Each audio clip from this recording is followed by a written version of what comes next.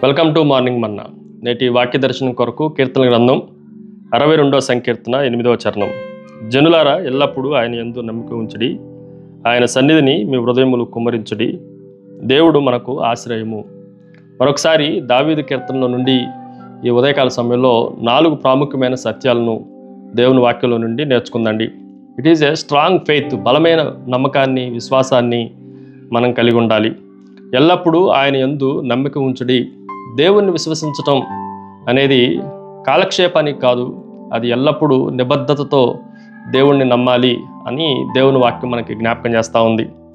సింహాల గుహలో దానియేలు ఉన్నప్పుడు దేవుని పైన నమ్మకం ఉండటం వల్లనే ఆయన ధైర్యంగా ఉండగలిగాడు, మరొక దినాన్ని చూడగలిగాడు అన్న సత్యాన్ని మనం గ్రహించాలి. కొన్నిసార్లు మనం వెయిట్ చేయాల్సిన పరిస్థితులు వస్తాయి, కొన్నిసార్లు ప్రతికూల పరిస్థితులు వస్తాయి.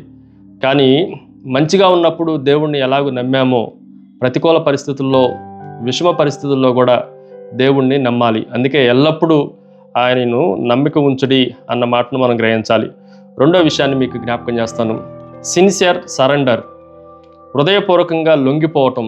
ఆయన సన్నిధిని మీ హృదయములు కుమ్మరించుడి అన్న మాటను మనం జాగ్రత్తగా ఆలోచన చేస్తే, దేవుడు మనల్ని తనతో ఎల్లప్పుడూ మమేకంగా ఉండే పరిస్థితుల్ని కలగజేస్తూ ఉన్నాడు.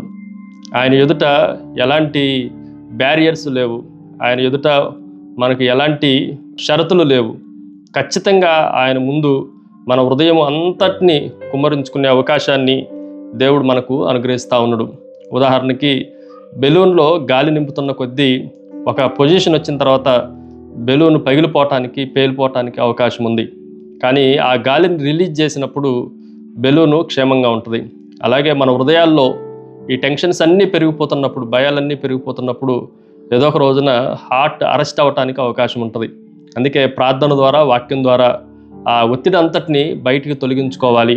మన హృదయాలను కుమ్మరించమన్నది ఆ విషయం కొరకు అన్న సత్యాన్ని మనం గ్రహించాలి. మూడో విషయాన్ని మీకు జ్ఞాపకం చేస్తాను. It is A study refuse, స్థిరమైన ఆశ్రయము.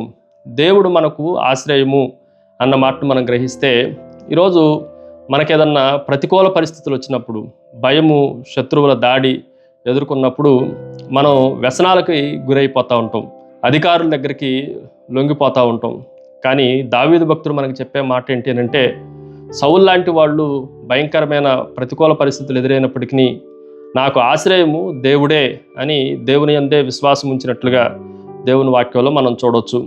అగ్నిమాపక సిబ్బంది అనేక పరిస్థితుల్లో కాలుతున్న భవనాల్లోనికి దూకుతారు. కానీ ఎందుకు కాలిపోరు అనంటే, వారు పైన వేసుకున్న ఆ వస్త్రాలు అవి వారిని కాలనివ్వకుండా కాపాడుతూ ఉంటాయి.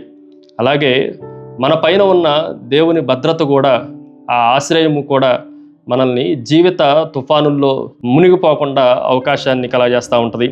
4వ విషయాన్ని మీకు జ్ఞాపకం చేస్తాను. షూర్ ఫౌండేషన్, ఖచ్చితమైన పునాది. ఎల్లప్పుడూ మనుషులు అనేవాళ్ళు కొద్ది కాలం ఉంటారు, వెళ్ళిపోతారు. కాలములో మనుషులందరూ, అధికారులైనా రాజులైనా, వాళ్ళు కాలగర్భంలో కలిసిపోవలసిన వారే. కానీ ఎల్లప్పుడూ ఉండేది దేవుడు గనుక మన పునాది దేవుని పైన ఉండాలి. ప్రార్థన. సకల ఆశీర్వాదములకు కారణభూతుడవు తండ్రి, మరొకసారి స్థిరమైన నీ పునాది మీద మేము కట్టబడి శత్రువులు ఎదుర్కొనే బలాన్ని మీరు మాకు అనుగ్రహించి మహిమ పొందమని యేసుక్రీస్తు శక్తి కలిగిన నామమున అడిగి వేడుకొంచున్నాం తండ్రి. ఆమెన్. God bless you.